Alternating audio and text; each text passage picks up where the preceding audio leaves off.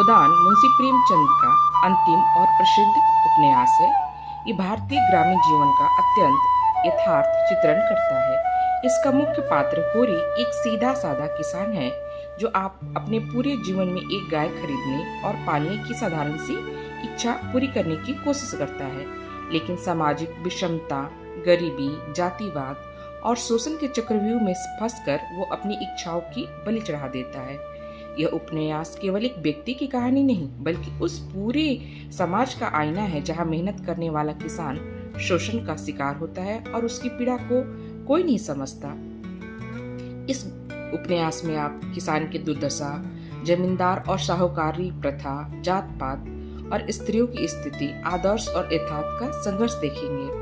गोदान हिंदी साहित्य का एक अमर ग्रंथ जो सामाजिक यथार्थ को बहुत गहराई से प्रस्तुत करता है। तो चलिए इसके अगले अध्याय को हम लोग बारीकी से पढ़ते हैं। चलिए सुनते हैं गोदान का अगला भाग, अध्याय 2।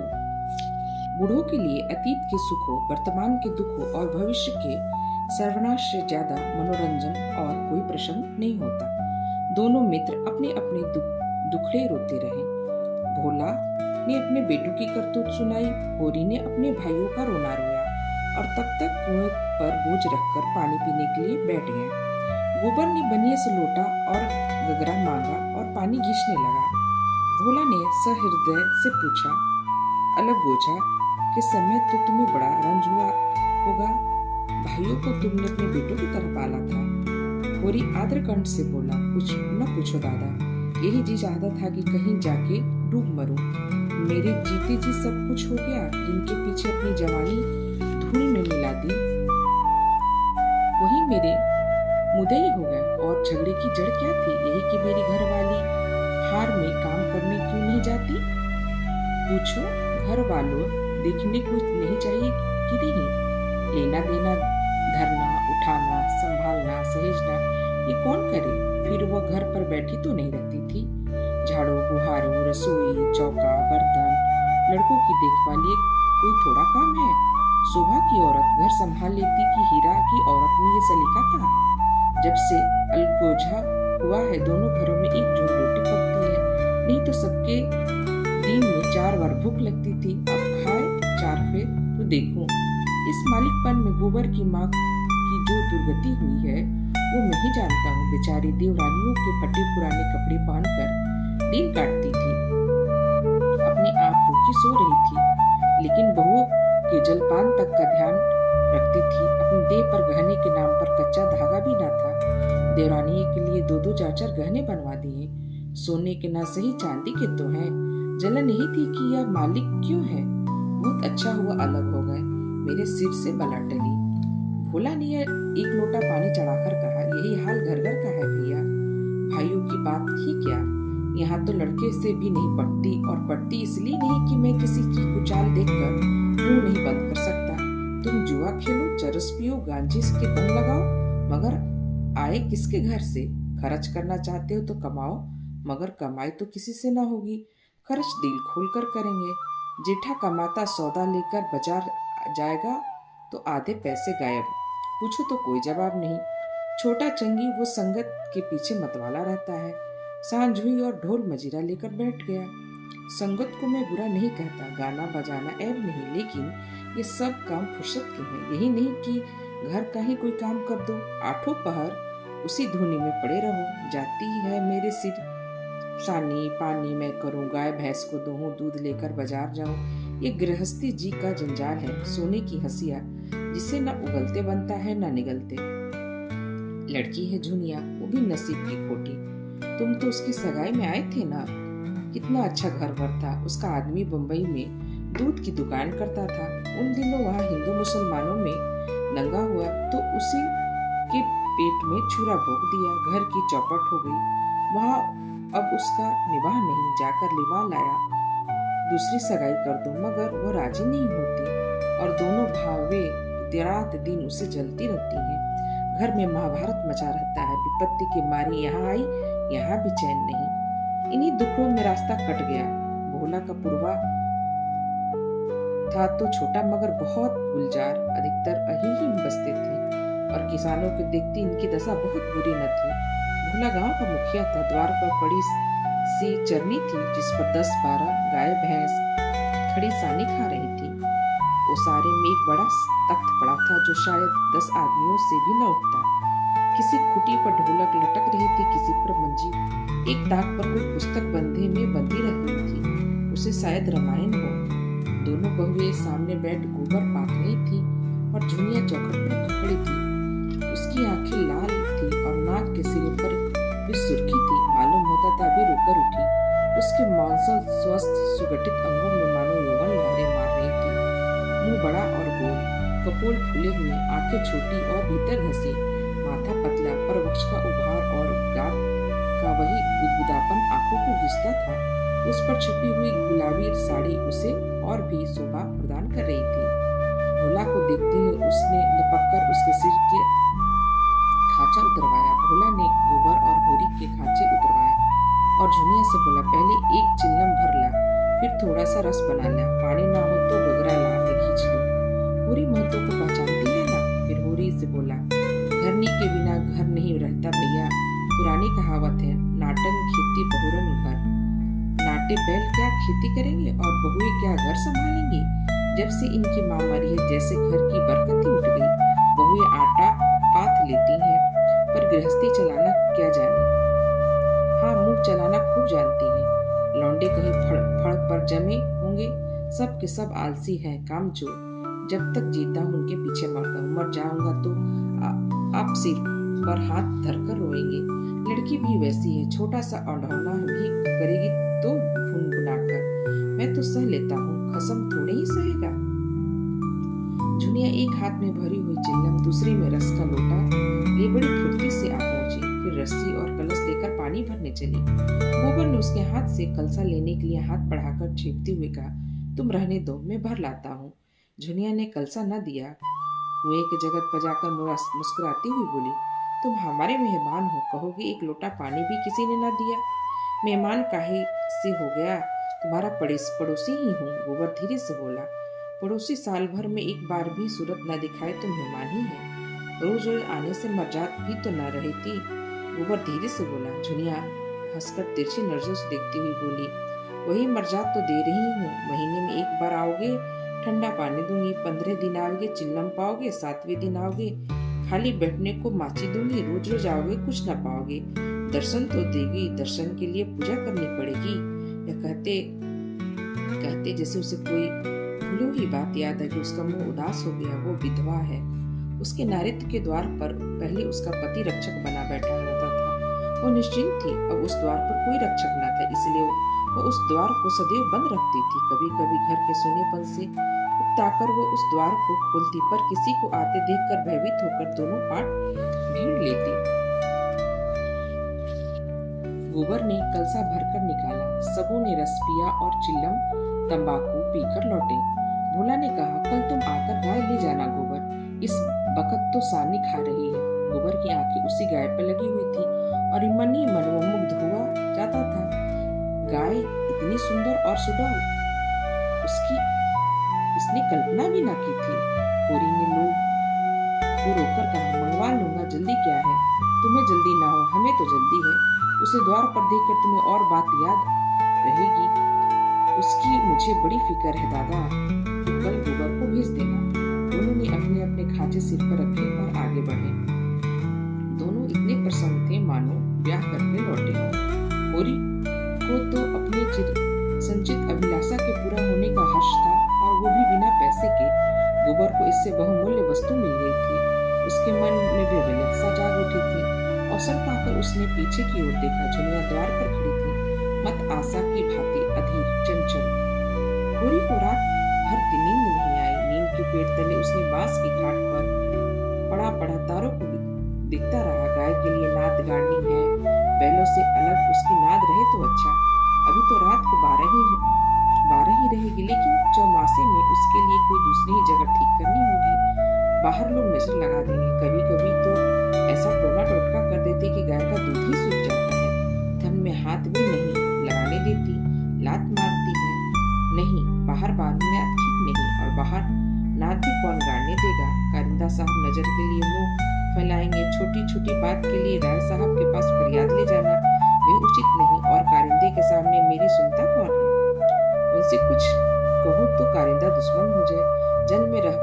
से बैर करना लड़कपन है। भीतर ही बांधूंगा। आंगन है तो छोटा सा, लेकिन मड़िया डाल देने से काम चल जाएगा।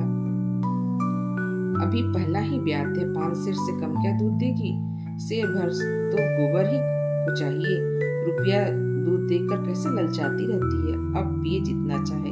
कभी कभी 2-4 सेर मालिकों को दे आया करूंगा। कारिंदा साहब की पूजा भी करनी ही होगी। भला भोला के रुपए भी देना चाहिए। सगाई के ढकोसले में उसे क्यों डालूं? जो आदमी उसके ऊपर इतना विश्वास करे, उसकी दगा करना निश्चित है। 80 रुपए की गाय मेरे विश्वास पर दे दी, नहीं तो यहाँ कोई 1 पैसा नहीं पतियाता। अगर 25 रुपए भी दे दूं तो भोला को ढाढ़स हो जाए। धनिया से नाहक बता दिया। चुपके से गाय लाकर बांध देता तो चकरा जाती। लगती पूछने किसकी गाय है, कहाँ से लाए हो। खूब दिख कर के तब बताता कि, लेकिन जब पेट में बात पचे भी तब तो। कभी 2-4 पैसे ऊपर आ जाते तो उसको भी वो नहीं छिपा सकता। और ये अच्छा भी है, उसे घर की चिंता लगी रहती है। अगर उसे ये मालूम हो जाए कि उसके लिए इनके पास भी पैसे रहते हैं तो फिर नखरे बघाड़ने लगे। गोबर जरा आलसी है, नहीं तो मैं गौ कोई ऐसी सेवा करता कि जैसी चाहिए। आलसी वालसी कुछ नहीं। इस उम्र में कौन आलसी नहीं होता। मैं भी दादा के सामने मटर गश्ती ही किया करता था। बेचारे पहर रात से कुटी काटने लगते, कभी द्वार पर झाड़ू लगाते, कभी खेत में खाद फेंकते। मैं पड़ा सोता रहता। कभी जगा तो मैं बिगड़ जाता और घर छोड़कर भाग जाने की धमकी देता। लड़के जब अपने माँ बाप के सामने भी जिंदगी का थोड़ा सा सुख न भोगेंगे तो फिर जब अपने सिर पर पड़ गई तो क्या भोगेंगे। दादा के मरते ही क्या मैंने घर ही संभाल लिया। सारा गांव यही कहता था कि पूरी घर बर्बाद कर देगा, लेकिन सिर पर बोझ पड़ते ही मैंने जैसे चूल्हा बदल कि लोग देखते रह गए। शोभा और हीरा अलग ही हो गए, नहीं तो आज हम इस घर की और बात रहती। 3 हल एक साथ चलते, अब तीनों अलग अलग चलते। सबका समय का फेर। धनिया का क्या दोष है? बेचारी जब से घर से आई कभी भी आराम से न बैठी। डोली से उतरते ही सारा काम सिर पर उठा लिया। अम्मा वो पान की तरह फेरती रहती थी। जिसने घर के पीछे अपने को मिटा दिया। देवरानियों से काम करने को कहती थी तो क्या बुरा करती थी। आखिर उसे भी तो कुछ आराम चाहिए, लेकिन भाग्य में आराम लिखा होता तब तो मिलता। तब देवरे के लिए मरती थी और अपने बच्चों के लिए मरती है। तो इतनी सीधी गमखोर निश्चल न होती तो आज शोभा और हीरा जो मूंछों पर ताव फेरते हैं कहीं भीख मांगते होते। आदमी कितना स्वार्थी हो जाता है। जिसके लिए मरो वही जान का दुश्मन हो जाता है। होरी ने फिर पूर्व की ओर देखा। शायद भंसार हो रहा है। गोबर काहे को जागने लगा। नहीं कह के तो यही सोया था कि मैं अंधेरे में चला जाऊंगा, जाकर नाद तो गाड़ दूं, लेकिन नहीं, जब तक गाय द्वार पर न आ जाए नाद गाड़ना ठीक नहीं। कहीं भोला बदल गया और फिर किसी कारण गाय ना दी तो सारा गांव तालियां पीटने लगेगा। चले थे गाय लेने। पट्टे ने इसी फुर्ती से नाद गाड़ दी मानो इसी की कसर थी। भोला है तो अपने घर का मालिक, लेकिन जब लड़के सियाने हो गए तो बाप की कौन चलती है। कामता और जगी अकड़ जाए तो क्या भोला अपने मन से गाय मुझे दे देगा? कभी नहीं। सहसा गोबर चौकर उठ बैठा और आंखें मलता हुआ बोला, अरे ये तो भोर हो गया, तुमने नाद गाड़ दी दादा। होरी गोबर के सुगठित शरीर और चौड़ी छाती की ओर गर्व से देखकर और मन में यह सोचते हुए कहीं इसे गोरस मिलता तो कैसा पट्टा हो जाता। बोला, नहीं अभी नहीं गाड़ा, सोचा कहीं ना मिले तो नाहक फद हो। गोबर ने त्योरी चढ़ाकर कहा, मिलेगी क्यों नहीं।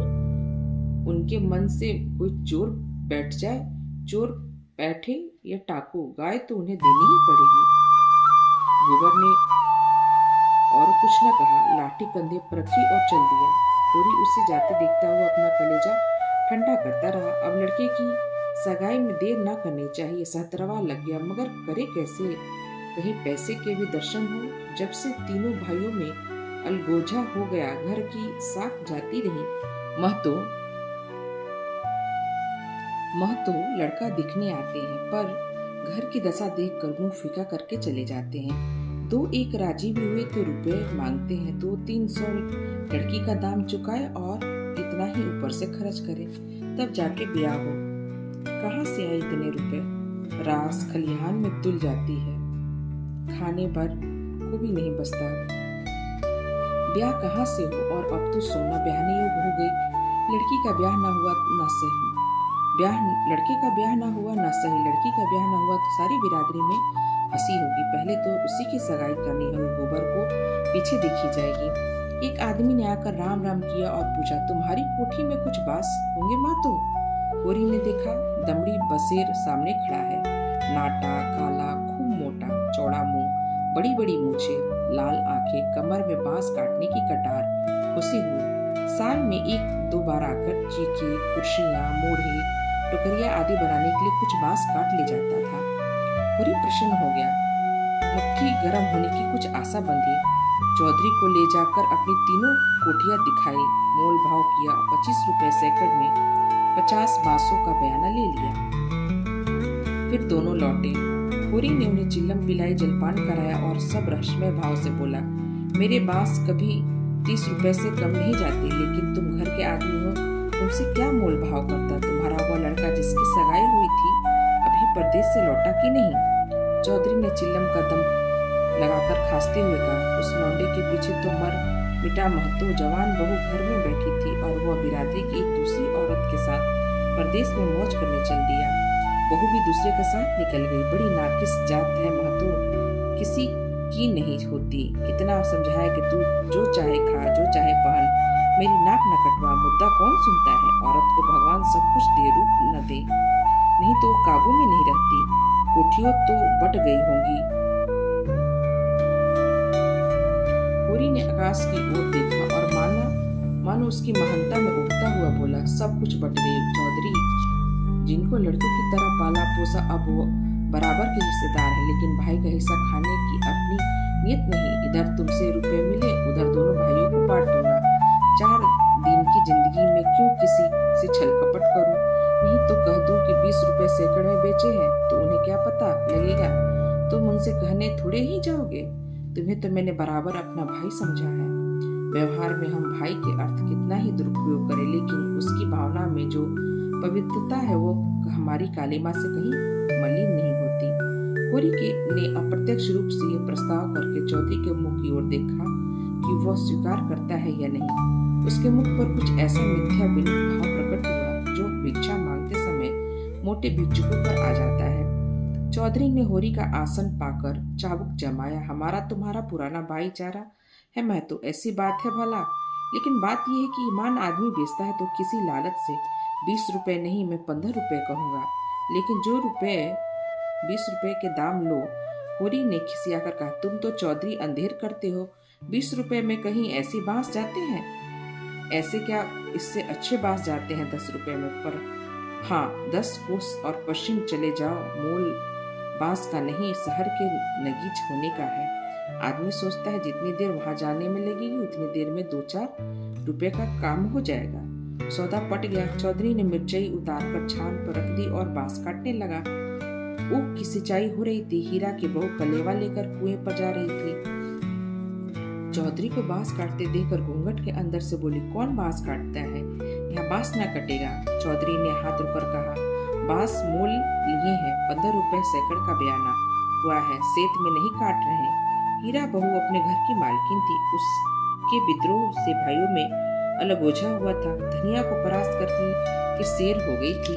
हीरा कभी कभी उसे पीटता था। अभी हाल में इतना मारा था कि वो कई दिन तक खाट से न उठ सकी, लेकिन अपना पदाधिकार वो किसी तरह न छोड़ती। हीरा क्रोध में उसे मारा था, लेकिन चलता था उसी के इशारों पर, उस घोड़ी की भांति जो कभी कभी स्वामी को लात मारकर भी उसी से आसन के नीचे चलता है। कलेवे की टोकरी सिर से उतारकर बोली, 15 रुपए हमारे पास न जाएंगे। चौधरी औरत जात से इस विषय में बातचीत करना नीति विरुद्ध समझते थे। बोले, जाकर अपने आदमी को भेज दो, मैं कुछ न कहना तो आकर कहे। हीरा की बहू का नाम था पुन्नी। बच्चे 2 ही थे, लेकिन छल ढल गई थी। बनाव श्रृंगार के समय के आघात का समन करना चाहती थी, लेकिन गृहस्थी में भोजन ही न ठिकाना न था, श्रृंगार के लिए पैसे कहाँ से? इस अभाव और विवशता से उसकी प्रकृति का जल सुखाकर कठोर और शुष्क बन गया था, जिस पर एक बार फावड़ा भी उचट जाता था। समीप आकर चौधरी का हाथ पकड़ने की चेष्टा करते हुए बोली, आदमी को क्यों भेज दूं? जो कुछ कहना हो मुझसे कहो, मैंने कह दिया मेरे बाल ना कटेंगे। चौधरी हाथ छुड़ाता था और पुन्नी बार बार पकड़ लेती थी। 1 मिनट तक यही हाथापाई होती रही। अंत में चौधरी ने उसे जोर से पीछे ढकेल दिया। पुन्नी धक्का खाकर गिर पड़ी, मगर फिर संभली और पांव से तल्ली निकालकर चौधरी के सिर, मुंह, पीठ और अंधाधुंध जमाने लगी। बसौर उठकर उसे ढकेल दे, उसका यह अपमान, मारती जाती और रोती भी जाती। चौधरी उसे धक्का देकर नारे जाति पर बल का प्रयोग करके कच्चा खा चुका था। खड़े खड़े खाने के सिवा इस संकट से बचने की उसके पास कोई दवा न थी। पुन्नी का रोना सुनकर होरी भी दौड़ा हुआ आया। पुन्नी ने उसे देखकर और जोर से चिल्लाना शुरू कर दिया। होरी ने समझा चौधरी ने पुनिया को मारा है।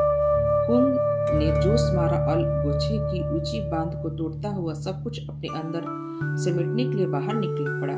चौधरी को जोर से एक लात जमाकर बोला, अब अपना भला चाहते हो चौधरी तो यहाँ से चले जाओ, नहीं तो तुम्हारा लहास उठेगी।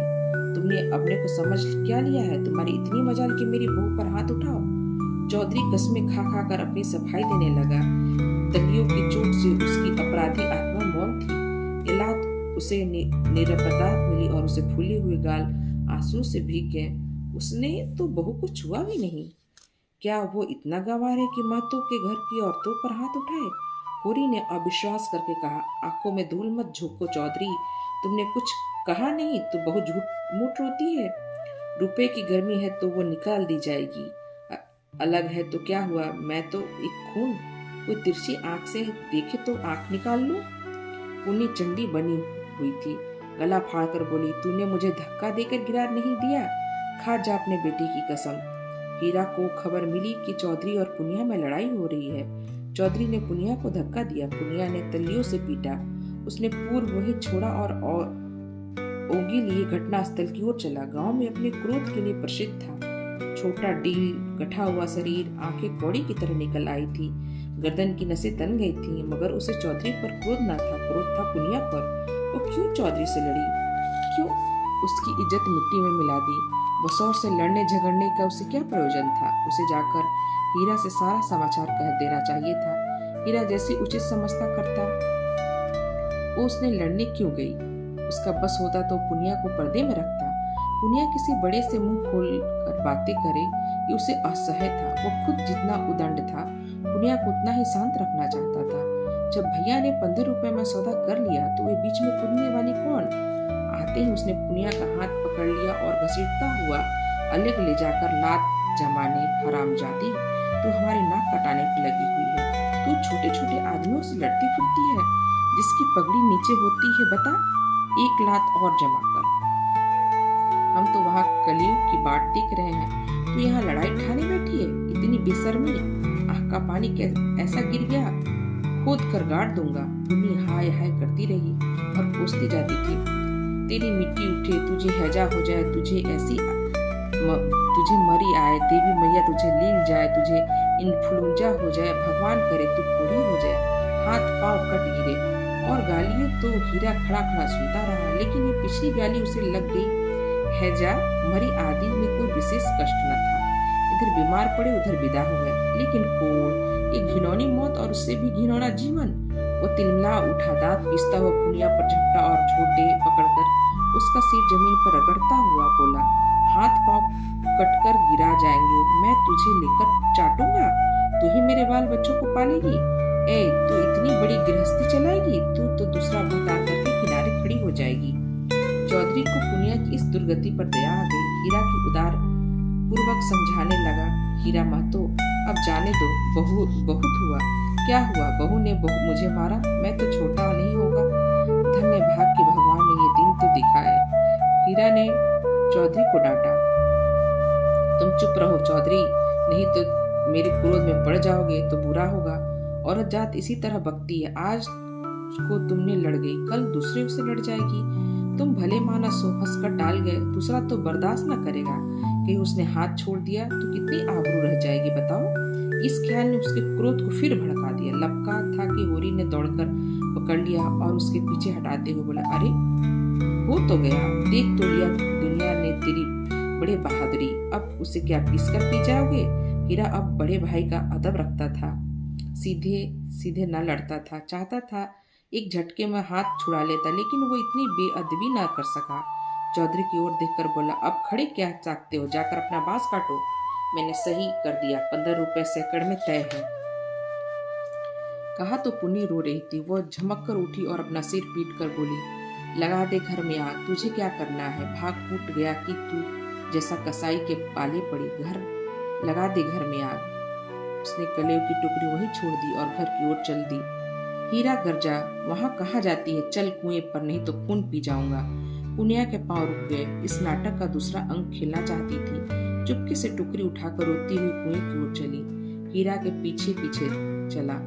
कोरी ने कहा, अब फिर मारधाड़ न करना, इससे औरत बेशरम हो जाती है। धनिया ने द्वार पर आकर हाक लगाई, तुम वहां खड़े खड़े क्या तमाशा देख रहे हो, कोई तुम्हारी सुनता भी है कि यूं ही शिक्षा दे रहे हो। उस दिन इसी बहू ने तुम्हें घूंघट की आड़ में दाढ़ी जार कहा था, भूल गए, बहुरिया होकर पराये मर्दों से लड़ेगी तो डांटी न जाएगी। कोरी द्वार पर आकर नटखटपन के साथ बोला, और जो इसी तरह तुझे मारो, क्या कभी मारा है तो मारने के साथ बनी हुई है, इतनी बेदर्दी से मारता तो तू घर छोड़कर भाग जाती। दुनिया बड़ी गमखोर है। ओह, ऐसे ही तो बड़े दर्द वाले हो, अभी तक मार का दाग बना हुआ है। हीरा मारता है तो दुलारता भी है, तुमने खाली मारना सीखा, दुलार करना भी नहीं सीखा ही नहीं। मैं ही ऐसा हूँ, तुम्हारे साथ निभाही हुआ। अच्छा रहने दो, बहुत अपना बखान कर न कर। तू ही रूट रूट के नहर भागती थी, जब महीनों खुशामद करता तब जाकर आती थी, जब अपनी गरज सताती थी तब मनाने जाते थे। लाला मेरे दुलार से नहीं जाते थे, इसी से तो मैं सबसे तेरा बखान करता हूँ। वैवाहिक जीवन के प्रभात में लालसा अपनी गुलाबी मादकता के साथ उदय होती थी और हृदय के सारे आकाश और माधुर्य की सुनहरी किरणों से रंजित कर देती थी। उसके बाद विश्राम अवस्था संध्या आती है। शीतल और शांत जब थके हुए पाती की बातें दिन भर यात्रा का वृतांत करते और सुनते हैं, तथस्थ भाव से मानो पर किसी ऊंचे शिखर पर बैठ जाते हैं। धनिया ने आंखों में रस भर कर कहा, चलो चलो बड़े बखान करने वाले, जरा सा कोई काम बिगड़ जाए तो गर्दन पर सवार हो जाते हो। कोरी ने मीठे उलाहने से कहा, ले अब यही तेरी बीज सांप भी मुझे अच्छी नहीं लगती। धनिया, भोला ने पूछ, मैंने उससे तेरे बारे में क्या कहा था? धनिया ने बात बदल कर कहा, देखो गोबर गाय लेकर आता है, खाली हाथ। चौधरी ने पसीने में लथपथ आकर कहा, मातो चलकर बांस गिन लो, कल ठेला लाकर उठा ले जाऊंगा। कोरी ने बांस गिनने की जरूरत न समझी। चौधरी ऐसा आदमी नहीं, फिर एकाध बांस बेसी काट ही लेगा तो क्या, रोज ही तो मंगनी बांसे काटते रहते हैं। सहालगो में तो मंडप बनाने के लोग दर्जन बांस काट ले जाते हैं। चौधरी ने 7.5 रुपए निकालकर उसके हाथ में रख दिए। कोरी ने गिनकर कहा, और निकालो, हिसाब तो 2.5 और होते थे। चौधरी ने बेमुरोती से कहा, 15 रुपए में तय हुआ है कि नहीं? 15 रुपए में नहीं, 20 रुपए में। हीरा महतो ने तुम्हारे सामने 15 रुपए कहते, कहो तो बुला लाऊं? तय तो 20 रुपए में ही हुए थे। चौधरी, अब तुम्हारी जीत, तो चाहो कहो 2.5 रुपए निकलते हैं, तुम दे ही दो तो। मगर चौधरी कच्ची गोलियां न खेला था, अब उसे किसका डर? कोरी के मुंह में तो ताला पड़ गया हुआ था, क्या कहे, माथा ठोक कर रह गया। बस इतना बोला, यह अच्छी बात नहीं है चौधरी, 2 रुपए दबाकर नाराजा न हो जाओगे। चौधरी तीक्ष्ण स्वर में बोला, और तुम क्या भाइयों से थोड़े से पैसे दबाकर राजा हो जाओगे? 2.5 रुपए पर अपमान ईमान बिगाड़ रहे हो, मुझ पर उपदेश दे रहे हो। अभी पर्दा खोल दो तो सिर नीचा हो जाए। कोरी पर जैसे सैकड़ों जूते पड़ गए। चौधरी 2 रुपए सामने जमीन पर रखकर चला गया, पर नीम के नीचे बैठा बड़ी देर तक पछताता रहा। वो कितनी लोभी और स्वार्थी है, इसका उसे आज पता चला। चौधरी ने 2.5 रुपए दे दिए होते तो वो खुशी से कितना फूल उठता। अपनी चालाकी को सराहने के लिए बैठे बिठाए 2.5 रुपए मिल गए। ठोकर खाकर भी तो हम सावधानी के साथ पग उठाते हैं। धनिया अंदर चली गई, बाहर आई तो रुपए जमीन पर पड़े थे। गिनकर बोली, और रुपए क्या हुए, 10 ना चाहिए? कोरी ने लंबा मुंह बनाकर कहा, हीरा ने 15 रुपए में दे दिए तो मैं क्या करूं? हीरा 50 रुपए में दे, हम नहीं देते इन दामों को। वहां मार पीट हो रही थी, मैं बीच में क्या बोलता। कोरी ने अपनी पराजय अपने मन में ही डाल ली, जैसे कोई चोरी से आम तोड़ने के लिए पेड़ पर चढ़े और गिर पड़ने पर धूल झाड़ता हुआ उठ खड़ा हो कि कोई देख न ले। जीतकर आप अपनी धोखेबाजी की ढींग मार सकते हैं। जीत में सब कुछ माफ है, हार की लज्जत तो पी जाने की ही वस्तु है। धनिया पति को फटकारने लगी। ऐसे अवसर उसे बहुत कम मिलते थे। होरी उससे चतुर था, पर आज बाजी उसके हाथ थी। हाथ मटकाकर बोली, क्यों ना हो भाई ने 15 रुपए कह दिए तो तुम जैसे टोकते। अरे राम राम, लाडले भाई का दिल छोटा हो जाता कि नहीं। फिर जब इतना बड़ा अनर्थ हो रहा था कि लाडली बहू के गले पर छुरी चल रही थी तो भला तुम कैसे बोलते। उस वक्त तो तुम्हारा सब सब्र लूट जाता तो तुम्हें सुध ना होती। होरी चुपचाप सुनता रहा, मिनका तक नहीं। झुंझलाहट हुई, क्रोध आया, खून खौला, आंख जली, दांत पीसे, लेकिन बोला नहीं। चुपके से कुदाल उठाई और खून ऊख गोड़ने चला गया। धनिया ने कुदाल छीनकर कहा, क्या अभी सवेरा है जो ऊख गोड़ने चले। सूरज देवता माथे पर आ गए। नहाने धोने जाओ, रोटी तैयार है। होरी ने गुन्ना कर कहा, मुझे भूख नहीं। धनिया ने जल्ले पर नमक छिड़का। नमक को यहाँ नून कह रहा है। हाँ, काहे को भूख लगेगी, भाई कितने बड़े बड़े लड्डू खिला दिए हैं ना। भगवान ऐसे सपूत भाई सबको दे। होरी बिगड़ा। क्रोध अब रसियत तुड़ा रहा था। तो माँ आज मार खाने लगी होगी। धनिया ने नकली विनय का नाटक करके कहा, क्या करूं, तुम दुलार ही इतना करते हो कि मेरा सिर फिर गया है। तू घर में रहने देगी कि नहीं। घर तुम्हारा, मालिक तो मैं भला कौन हूँ तुम्हें घर से निकालने वाली। होरी आज धनिया से किसी तरह पेश नहीं पा सकता। उसकी अक्ल जैसे कूद गई हो। इन बेनबानों को रोकने के लिए उसके पास कोई ढाल न। धीरे से कुदाल रखती और गमछा लेकर नहाने चला गया। लोटा कोई आधा घंटे में, मगर गोबर अभी तक न आया। अकेले कैसे भोजन करे। लौंडा वहां जाकर सो रहा। भोला कि वो माती छोकरी है न झुनिया, उसके साथ हंसी दिल लगी कर रहा होगा। कल भी तो उसके पीछे लगा हुआ था। नहीं गाय दी तो लौट कर क्यों नहीं आया। क्या वहां ढही देगा। धनिया ने कहा, अब खड़े क्या हो, गोबर सांझ को आएगा। होरी ने और कुछ न कहा। कहीं धनिया फिर न कुछ कह बैठे। भोजन करके नीम की छांव में लेट गया। रूपा रोती हुई आई, नंगे बदन पर लंगोटी लगाए, झबरे बाल इधर उधर बिखरे हुए। होरी की छाती पर लौट गई। उसकी बड़ी बहन सोना कहती है, गाय आएगी तो उसका गोबर मैं पाथूंगी। रूपा ये नहीं बर्दाश्त कर सकती। सोना ऐसी कहा कि बड़ी रानी है कि सारा गोबर आप पात डाले। रूपा उसे किस बात पे का। सोना रोटी पकाती है तो क्या रूपा बर्तन नहीं मांजती। सोना पानी लाती है तो क्या रूपा कुएं में रस्सी नहीं डालती। सोना तो कलसा भर कर इठलाती चलती है, रस्सी समेट कर रूपा ही लाती है। गोबर दोनों हाथ पाटती है। सोना खेत गोड़ने जाती है तो क्या रूपा बकरी चराने नहीं जाती। फिर सोना क्यों अकेले गोबर पाथेगी। यह अन्याय रूपा कैसे सहे। होरी ने उसके भोलेपन पर मुग्ध होकर कहा, नहीं, गाय का गोबर तू पातना। सोना गाय के पास आए तो भगा देना। रूपा ने पिता के गले में हाथ डालकर कहा, दूध भी मैं ही दूंगी। हाँ हाँ, तू ही दूहेगी और कौन दूहेगा। वो मेरी गाय होगी। हाँ, 16 आने तेरी होगी। रूपा प्रसन्न होकर अपने विजय का शुभ समाचार पराजित सोना को सुनाने चली। गाय मेरी होगी, उसका दूध मैं दूंगी, उसका गोबर मैं पातूंगी, तुझे कुछ न मिलेगा। सोना उम्र से किशोरी, देह के गठन से युवती और बुद्धि से बालिका थी। जिसके उसका यौवन उसे आगे घिसता था और बालपन पीछे। कुछ बातों में इतनी चतुर की ग्रेजुएट युवतिया को पढ़ाए, कुछ बातों में इतनी अल्हड़ कि शिष्यों से भी पीछे। लंबा रूखा किंतु प्रसन्न मुख, ठोड़ी नीचे की खींची हुई, आंखों में एक प्रकार की तृप्ति, न केसों में तेल, न आंखों में काजल, न देह पर कोई आभूषण। जैसे गृहस्थी के बाहर ने यौवन को दबाकर बौना कर दिया हो। सिर को एक झटका कर देकर बोली, जा तू गोबर पात। जब तू दूध दूकर रखेगी तो मैं पी जाऊंगी। मैं दूध की हांडी ताले में बंद करके रखूंगी। मैं ताला तोड़कर निकाल लूंगी। ये कहते ही वो बाग की तरफ चल गई। आम गदरा गए थे। हवा के झोंके ने एकाध जमीन पर गिर पड़े थे। लू के मारे चुचके पीले बाल वृंद उनके टपके समझकर बाग को घिरे रहते। रूपा भी बहन के पीछे बोली, जो काम सोना करे वो रूपा जरूर करेगी। सोना के विवाह की बात हो रही थी। रूपा के विवाह की कोई चर्चा नहीं हो रही थी। इसलिए वह सब अपने विवाह के लिए आग्रह करती है। उसका दूल्हा कैसा होगा, क्या क्या लाएगा, उसे कैसे रखेगा, उसे क्या खिलाएगा, क्या पहनाएगा, इसका वो बड़ा विशद वर्णन करती, जिसे सुनकर कदाचित कोई बालक उससे ब्याह करने पर राजी न होता। सांझ हो रही थी। होरी ऐसा अलसाया कि उक गोड़ने ना जा सका।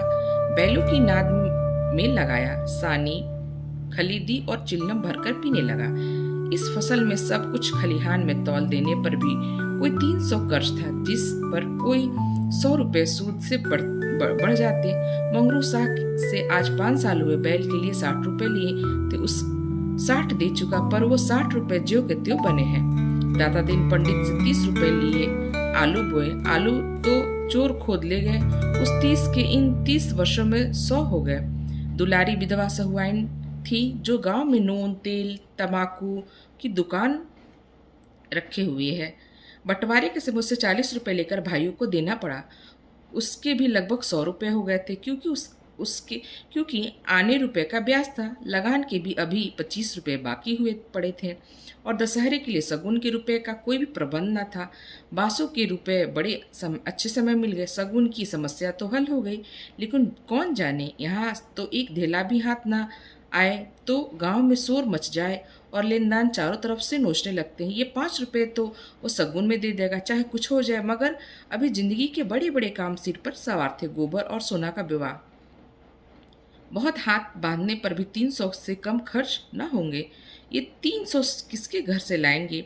कितना चाहता है कि किसी से एक पैसा कर्ज न ले, जिसका आता हो उसका पाई पाई चुका दे, लेकिन हर तरफ कष्ट उठाने पर भी गला नहीं छूटता। इसी तरह सूट बढ़ता जाएगा और एक दिन उसका द्वार सब नीलाम हो जाएगा। उसके बाल बच्चे निराशय होकर भीख मांगने लगेंगे। होरी सब काम धंधों से छुट्टी पाकर चिलम पीने लगता है तो एक चिंता एक काली दीवार की भांति चारों ओर घेर लेती, जिसमें से निकलने की उसकी कोई गली न सूझती। अगर संतोष न था तो यही कि एक विपत्ति अकेले उसी के सिर पर थी। प्राय सभी किसानों का यही हाल था। अधिकांश की दशा तो इससे भी बदतर थी। शोभा और हीरा तो उससे अलग हुए पर कुल 3 साल थे, मगर दोनों का 400 का बोझ लद गया। झिंगुर 2 हल की खेती करता, उस पर 1000 से भी कुछ बेसी ही देना था। जियावन महतो के घर भिखारी भीख भी नहीं पाता, लेकिन कर्जे का कोई ठिकाना नहीं। यहाँ कौन बचा है? सहसा सोना और रूपा दोनों दौड़ी हुई आई और एक साथ बोली, भैया गाय लेकर आ गया। आगे आगे गाय, पीछे पीछे भैया। रूपा ने पहले गोबर को आते देखा। ये खबर सुनाने की सुख गोई उसे मिलनी चाहिए थी। सोना बराबर की हिस्सेदार हुई। ये उससे कैसे सहा जाता? उसने आगे बढ़कर कहा, पहले मैंने देखा तभी दौड़ी, बहन ने तो पीछे। सोना इस दावे को स्वीकार न कर सकी। बोला, तूने भैया को कहाँ पहचाना? तू तो कहती थी कोई गाय भागी आ रही है। मैंने कहा भैया है। फिर दोनों फिर बाग की तरफ दौड़ी गाय का स्वागत करने के लिए। धनिया और होरी दोनों गाय बांधने का प्रबंध करने लगे। होरी बोला, चलो जल्दी से नात गाड़ दें। धनिया के मुख पर जवानी चमक उठी। नहीं, पहले थाली में थोड़ा सा आटा और गुड़ घोल कर रख दे। बेचारी धूप में चली आई।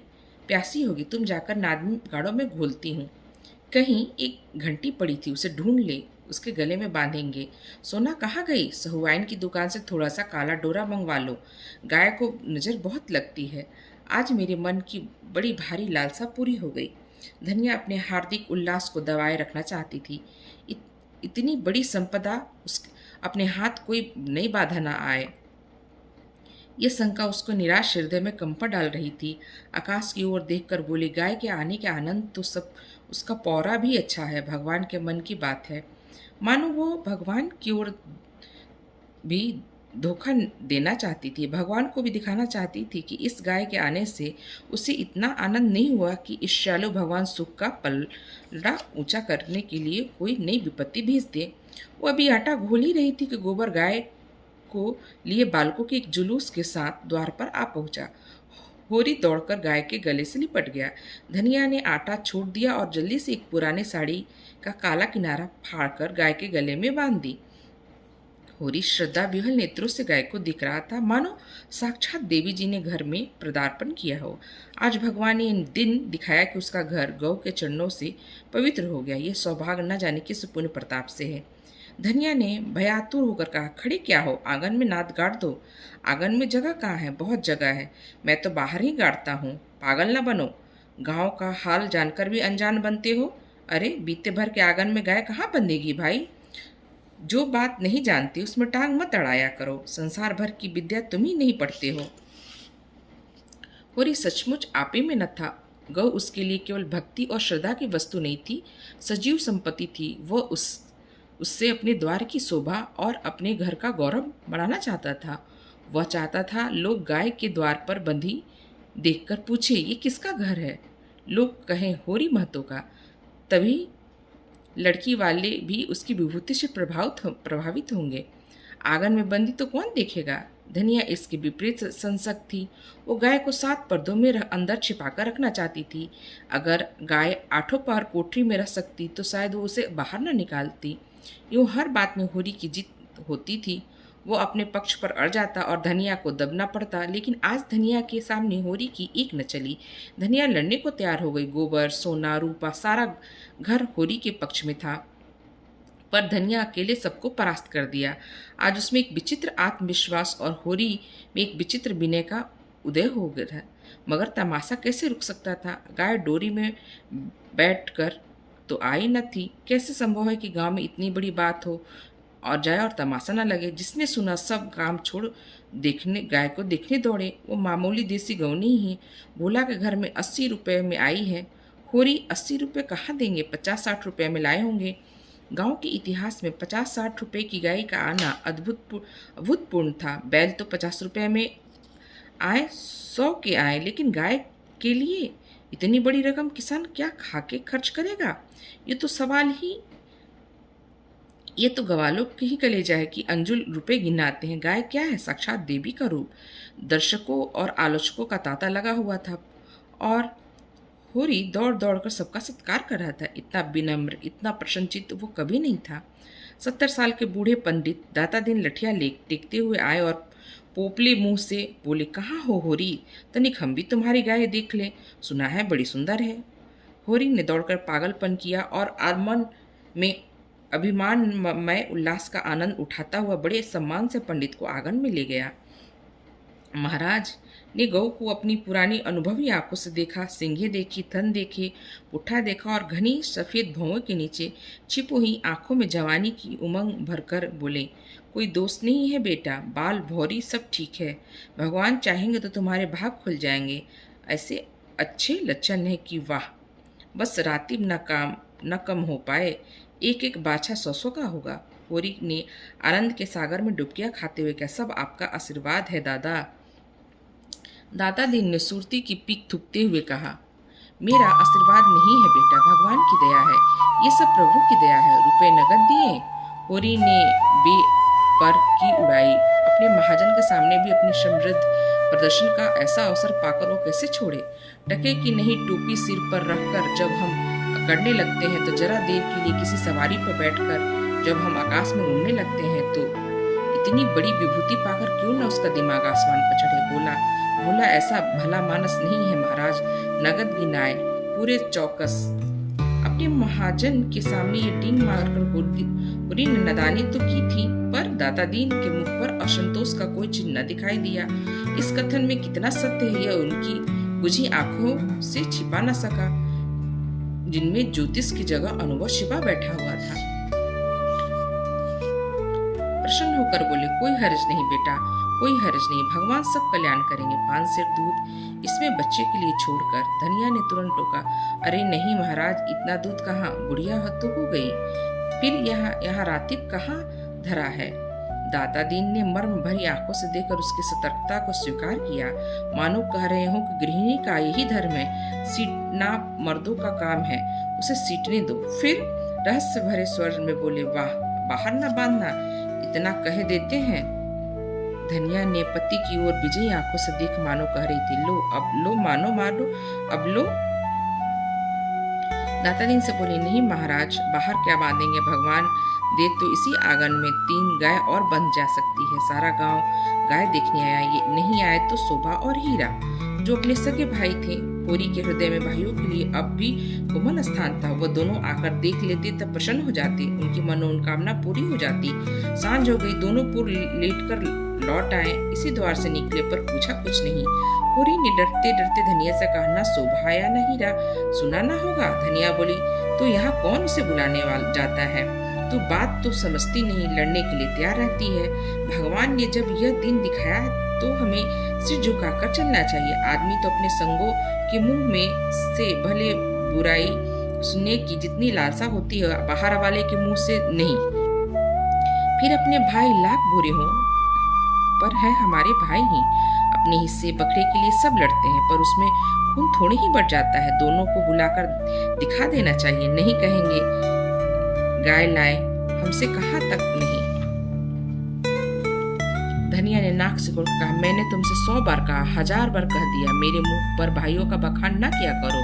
उनका नाम सुनकर मेरी देह में आग लग जाती है। सारे गांव ने सुना।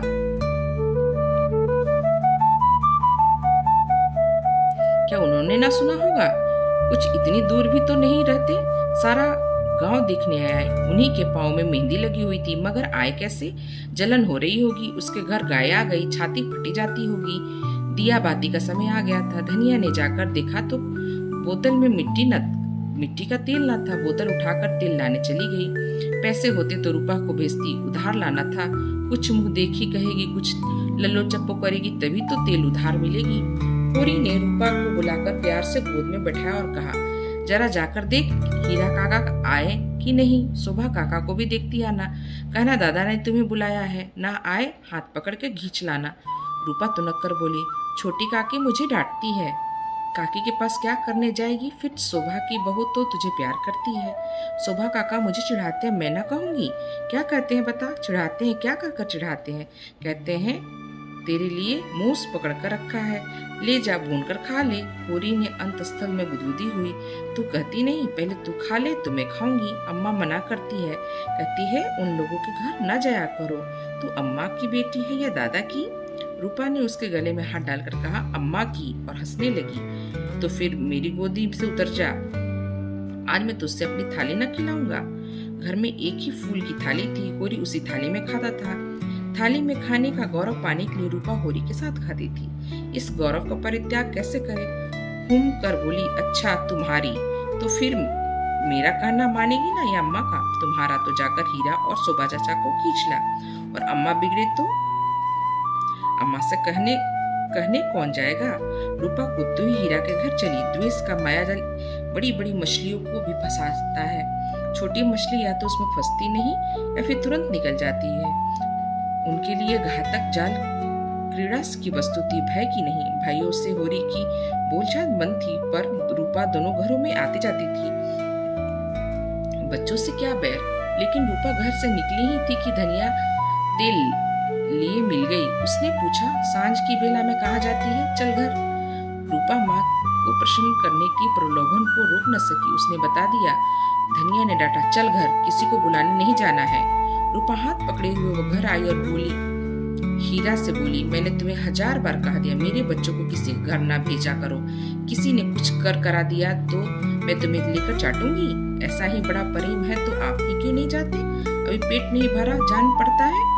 होरी नाच जमा रहा था, हाथों में मिट्टी लपेटे हुए अज्ञान अभिनय करके बोला, किस बात पर बिगड़ती है भाई? ये तो अच्छा नहीं लगता कि अंधे कुकर की तरह हवा को भूखा करे। धनिया कुप्पी में तेल डालना था। इस समय झगड़ा न बढ़ाना चाहती थी। रूपा भी बच्चों में जा मिली। बाहर रात से ज्यादा जा चुकी थी। नाद गड़ चुकी थी। सानी खली डाल दी गई। गाय मन मारे उदास बैठी थी, जैसे कोई वधू ससुराल आई हो। नाद में मुंह तक न डालती। होरी और गोबर खा खाकर आधी आधी रोटियां उसके लिए लाए, पर उसने सूंघा तक नहीं। मगर यह कोई नई बात नहीं। जानवरों को भी बहुधा घर छूट जाने का दुख होता है। होरी बाहर खाट पर बैठकर चिल्लम पीने लगा। तो फिर भाइयों की याद आई। नहीं, आज इस शुभ अवसर पर वो भाइयों की अपेक्षा नहीं कर सकता। उसका हृदय यह अब विभूति पाकर विशाल हो गया। भाइयों से अलग हो गया तो क्या हुआ? उसका दुश्मन तो नहीं। यही गाय 3 साल पहले आई होती तो सभी का उस पर बराबर अधिकार होता।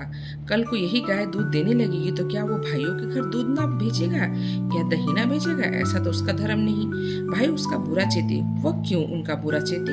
अपनी अपनी करनी अपने अपने साथ है। उसने नारियल खाट के पाए से लगाकर रख दिया और हीरा के घर की ओर चला। शोभा का घर भी उधर ही था। दोनों अपने अपने द्वार पर लेटे हुए थे।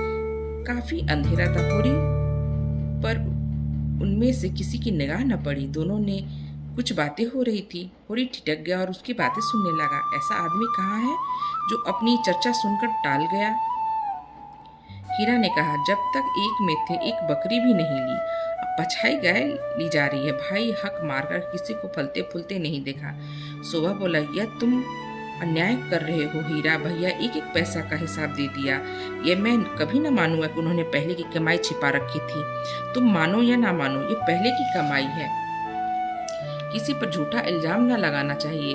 अच्छा तो यह रुपए कहाँ से आए? कहाँ से खून बरस रहा? इतने ही खेत तो हमारे पास है, उतनी ही उपज हमारी भी है।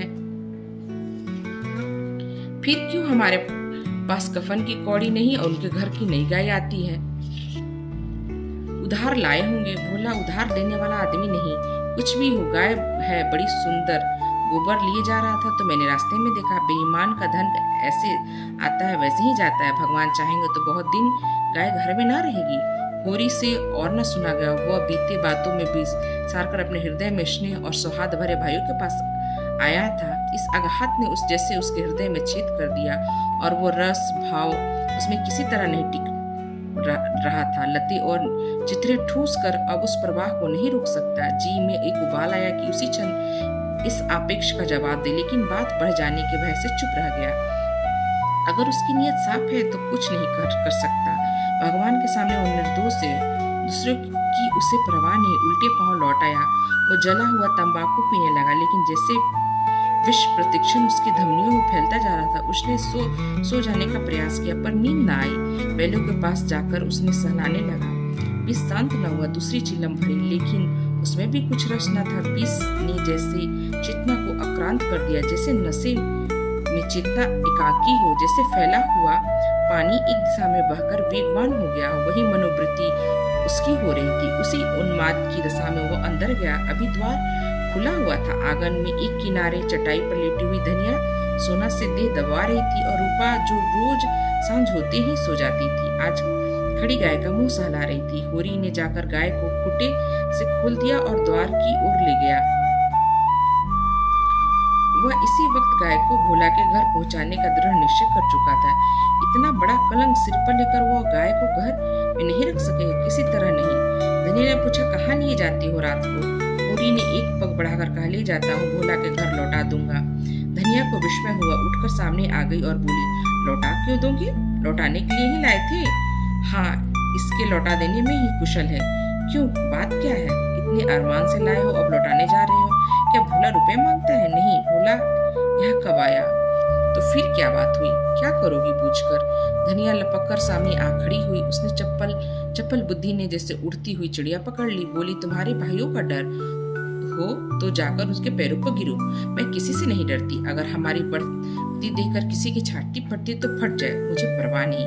होरी ने विनीत स्वर में कहा, धीरे धीरे बोल, महारानी कोई सुने तो कहे कि ये सब इतनी रात में क्यों लड़ रहे हैं। अपने कानों से क्या सुन आया हो तो क्या जाने। यहाँ चर्चा हो रही थी कि मैंने अलग होते रुपए दबा लिए थे और भाइयों को धोखा दिया। यही रुपए अब निकाल रहे हैं। हीरा कहता होगा, सारा गांव कह रहा है। हीरा ही क्यों बदनाम करूं? सारा गांव नहीं कह रहा, अकेले हीरा कह रहा है। मैं अभी जाकर पूछती हूँ, ना कि तुम्हारा बाप कितने रुपए छोड़कर मरे थे। ढाडी हजारों के पीछे हम बर्बाद हो गए। सारी जिंदगी मिट्टी मिला दी, पाल पोस कर संडा किया और अभी बेईमान कह रहे हैं। मैं कह देती हूँ, अगर गाय घर के बाहर निकली तो अनर्थ हो जाएगा। रख लिए हमने रुपए, दबा लिए, बीच खेत दबा दिए। डंके की चोट पर कहती हूँ, मैंने हंडे भर असरफियत छिपा ली। हीरा और सुबह और संसार को जो करना है कर ले। क्यों न रुपए रखे? दो संडों का ब्याह नहीं किया, गौना नहीं किया। होरी सिर पिटा गया। धनिया ने उसके हाथों से पगहिया छीन ली और गाय की खूंटे से बांधकर द्वार की ओर चली। होरी ने उसे पकड़ना चाहा पर वो बाहर जा चुकी थी। वह सिर थाम के बैठ गया। बाहर उसने पकड़ने की चेष्टा करने पर कोई नाटक नहीं दिखाना चाहता था। धनिया के क्रोध को खूब जानता, बिगड़ती है तो चंडी बन जाती है, मारो काटो सुनेगी नहीं। लेकिन हीरा भी तो एक गुस्से पर है, कहीं हाथ चला दी तो परले ही हो जाए। नहीं, हीरा इतना मूर्ख नहीं। मैंने कहाँ से कहाँ ये आग लगा दी। उसे अपने पर क्रोध आने लगा। बात मन में रख लेता तो क्यों ये डंटा खड़ा होता। सहसा धनिया का कर्कश स्वर कानों में आया। हीरा भी गरज भी सुनाई पड़ी। फिर पुन्नी की पेनी पिक भी कानों में चुभ। सहसा उसे गोबर की याद आ गई। बाहर लपक कर उसकी खाट देखी, गोबर वहां न था। गजब हो गया, गोबर भी वहां पहुंच गया। अब गुस्सल नहीं, उसका नया खून है, ना जाने क्या कर बैठे। लेकिन हुरी वहां कैसे जाए। हीरा कहेगा आप तो बोलते नहीं। जाकर इस डाइन को लड़ने के लिए भेज दिया। कोलाहल प्रतिक्षण प्रचंड होता जा रहा था। सारे गांव में जाग पड़ गई। मालूम होता था कहीं आग लगी है और लोग खाट से उठ बुझाने दौड़ रहे हैं। इतने देर तक वो जब्त किए बैठा, फिर न रहा गया। धनिया पर क्रोध आया। वो क्यों चढ़ के लड़ने गई। अपने घर में आदमी न जाने किसको क्या नहीं कहता। जब तक कोई मुंह पर बात न कहे, ये समझना चाहिए कि उसने कुछ नहीं कहा। होरी की कृषक प्रकृति झगड़ने से भागती थी। चार बातें सुनकर गम खाकर इससे कहीं अच्छा है कि आपस में तनाजा हो। कहीं मारपीट हो जाए तो धनिया तो थाना पुलिस हो, बंधे बंधे फिरे, सबकी चिरौरी करो, अदालत की धूल फाको, खेत बाड़ी जहन्नुम मिल जाए। उसका हीरा पर तो कोई बस ना था, मगर धनिया तो वो जबरदस्ती खींच ला सकता था। बहुत होगा गालियां देगी, एक दो रूठी हो रहेगी। थाना पुलिस की नौबत न आएगी। जाकर धनिया के द्वार पर सबसे दूर दीवार की आड़ में खड़ा हो गया। एक सेनापति के बहाती मैदान में आने से पहले वो परिस्थिति की अच्छी तरह से समझ लेना चाहता था। अगर अपनी जीत हो रही है तो बोलने की कोई जरूरत नहीं, हार हो रही है तो तुरंत कूद पड़ेगा। देखा तो वहाँ 50 आदमी जमा हो गए। पंडित दाता दीन, लाला पटेश्वरी, दोनों ठाकुर, दो गांव के कर्ता धर्ता थे, सभी पहुंच गए। धनिया का पल्ला हल्का हो रहा था। उसकी उग्रता जनमत को उसके विरुद्ध किए देती थी। वो रणनीति में कुशल न थी। क्रोध में ऐसी जली कटी सुना रही थी कि लोगों की सहानुभूति उससे दूर होती जाती। वो गरज रही थी, तू हमें देखकर क्यों जलता है? हमें देखकर क्यों तेरी छाती फटती है? पाल पोस कर जवान कर दिया, ये उसका इनाम है। हमने न पाला होता तो आज कहीं भीख मांगते होते, रूह की छाह भी न मिलती। होरी को ये सब जरूरत से ज्यादा कठोर जान पड़े। भाइयों का पालना पोसना उसका धर्म था। उसने उनके हिस्से की जायदाद भी तो उसी के हाथ में थी। कैसे पालता पोसता, दुनिया में कहीं मुंह दिखाने लायक न रहता। हीरा ने जवाब दिया, हम किसी का कुछ नहीं जानते। तेरे घर में कुत्ते की तरह टुकड़ा खाते थे और दिन दिन काम करते थे। जाना ही नहीं लड़कपन और जवानी कैसे होती है। दिन दिन भर सूखा गोबर बीनना पड़ता था, उस पर भी तू बिना 10 गाले दिए रोटी ना देती थी। तेरे जैसी राक्षसीन के हाथ में पकड़कर जिंदगी तलक हो गई। धनिया और भी तेज हुई। जवान संभाल कर नहीं तो जीभ खींच लूंगी। राक्षसीन तेरी औरत होगी। तू है किस फेर में मुंडी काटे, टुकड़े खोर, नमक हराम। दाता दीन ने टोका, इतना कटु वचन क्यों कहती है धनिया? नारी का धर्म है कि गम खाए, वह तो उजड़ है, क्यों उसके मुंह लगती है? लाला पटेश्वरी ने उसका समर्थन किया। बात का जवाब बात है, गाली नहीं। तूने लड़कपन में उसे पाला पोसा, लेकिन वह यह क्यों भूल जाती कि उसकी जायदाद तेरे हाथ में थी? धनिया ने समझा, सब के सब मिलकर मुझे नीचा दिखाना चाहते हैं। चौमुख लड़ाई लड़ने के लिए तैयार हो गई। अच्छा रहने दो लाला, मैं सबको पहचानती हूँ। इस गांव में रहते 20 साल हो गए। एक एक की नस नस पहचानती हूँ। मैं गाली दे रही हूँ, वो फूल बरसा रहे हैं। क्यों? दुलारी सहुआइन ने आग पर घी डाला। वाकई बड़ी गाल दराज औरत है भाई, मर्द के मुंह लगती है। होरी जैसे मर्द है कि उसका निवाह होता है, दूसरा मर्द होता तो एक दिन में न पटती। अगर हीरा इस समय जरा नरम हो जाता तो उसकी जीत हो जाती, लेकिन ये गालियां सुनकर आपे से बाहर हो गया। औरों को अपने पक्ष में देखकर वह कुछ शेर हो गया। गला फाड़कर बोला, चली जा मेरे द्वार से, नहीं तो जूते से बात करूंगा, झोटा पकड़कर उखाड़ लूंगा। गाली देती है डाइन। बेटे का घमंड हो गया है, खून पासा पलट गया। होरी का खून खौल उठा, बारूद में जैसे चिंगारी पड़ गई। वो आगे आकर बोला, अच्छा बस अब चुप हो जा हीरा, अब नहीं सुनना जाता। मैं इस औरत को क्या कहूँ? जब मेरी पीठ में धूल लगती है तो इसी के कारण, न जाने क्यों इससे चुप नहीं रहा जाता। चारों ओर हीरा पर बौछार पड़ने लगी। दाता दीन ने निर्लज कहा, पटेश्वरी ने गुंडा बनाया, झुंगुरी सिंह ने शैतान की उपाधि दी। दुलारी सहुआन ने कपूत कहा। एक उदंड शब्द ने धनिया का पल्ला हल्का कर दिया था। दूसरे उग्र शब्द ने हीरा को गच्चे में डाल दिया। उस पर होली के संयत वाक ने रही सही कसर की पूरी कर दी। हीरा संभल गया। सारा गांव उसके विरुद्ध हो गया। वो अब चुप रहने में ही उसकी कुशल है। क्रोध के नशे में भी इतना होश उसे बाकी था। धनिया का कलेजा दूना हो गया। होरी से बोली, सुन लो कान खोल के, भाइयों के लिए मरते हो। ये भाई हैं, ऐसे भाई का मुंह न देखे। ये मुझे जूते से मारेंगे, खिला पिला। होरी ने रटा, फिर क्यों बकबक करती है तू? घर क्यों नहीं जाती? धनिया जमीन पर बैठ गई और आर्त स्वर में बोली, अब तो इसके जूते खाके जाऊंगी। जरा इसकी मर्दूमी देख लूं। कहाँ है गोबर? अब किस दिन काम आएगा? तू देख रहा है बेटा, तेरी माँ को जूते मारे जा रहे हैं। क्यों बिलाप करके उसने अपने क्रोध के सारे होरी के क्रोध को भी क्रियाशील बना डाला। आग फूक फूक कर उस ज्वाला पैदा कर दी। हीरा पराजित सा पीछे हट गया।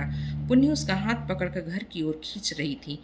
सहसा धनिया ने सिहनी की भांति झपट कर हीरा को इतनी जोर से धक्का दिया कि वो धम से गिर पड़ा और बोली, कहा जाता है जूते मार, मार जूते, देखो तेरी मर्दूमी। होरी ने दौड़कर उसका हाथ पकड़ लिया और घसीटता हुआ घर ले चला।